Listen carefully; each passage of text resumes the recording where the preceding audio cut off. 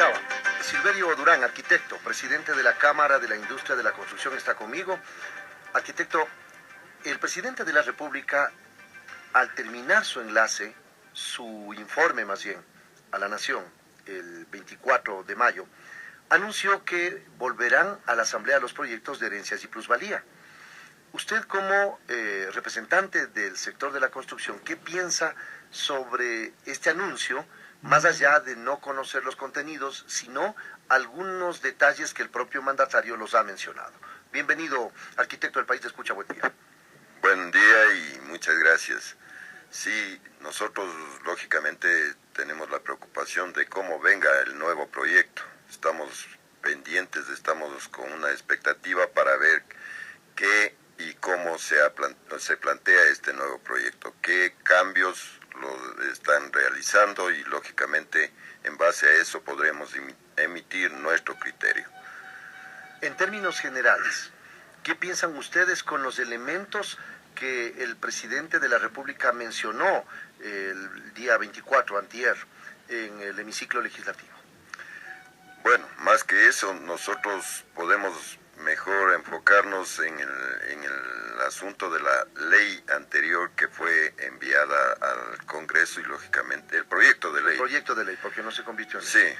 Sí, el proyecto de ley, lógicamente nosotros en base a eso tuvimos, sí, le puedo decir que tuvimos un impacto negativo, sobre todo en la parte de inversiones. El inversionista vio que no era conveniente seguir haciendo su inversión, sobre todo estoy hablando en el campo inmobiliario, porque en ese sector es de donde más nosotros nos hemos enfocado y lógicamente hemos hecho un estudio para saber qué impacto se produciría el momento de tener ya en vigencia esa ley.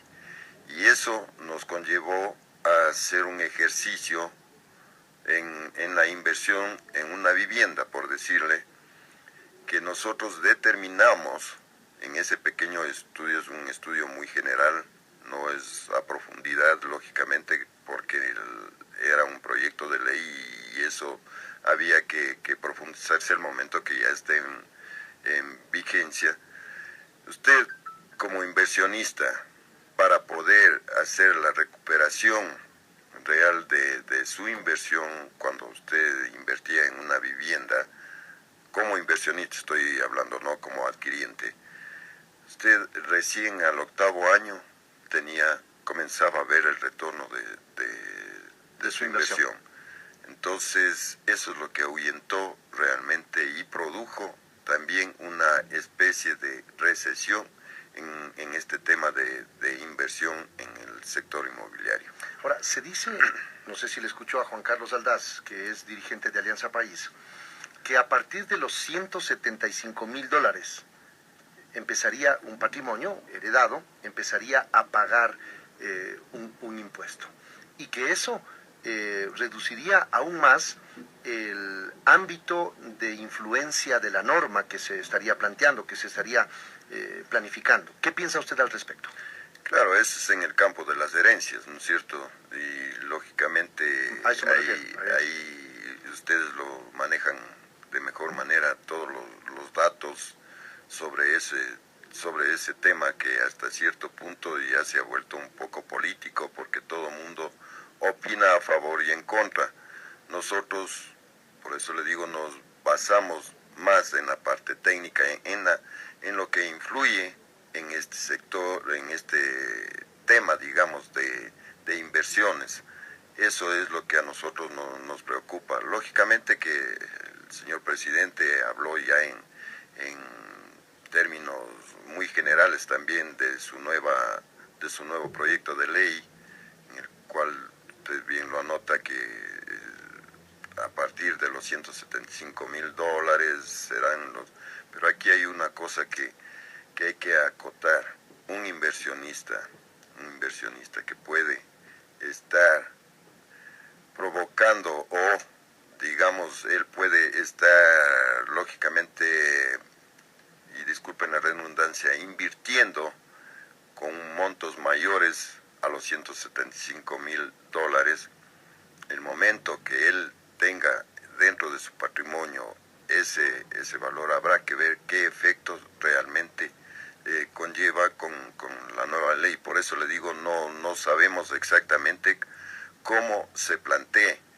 Entonces ahí vamos a ver el momento que ya esté planteada la ley y haremos nuestras acotaciones, porque eso también puede implicar, puede tener un impacto, lógicamente, de si yo voy a invertir 200, $300,000 en un proyecto inmobiliario, insisto, y lógicamente veré qué repercusión tengo el momento que deba ya tratar de recuperar esa inversión.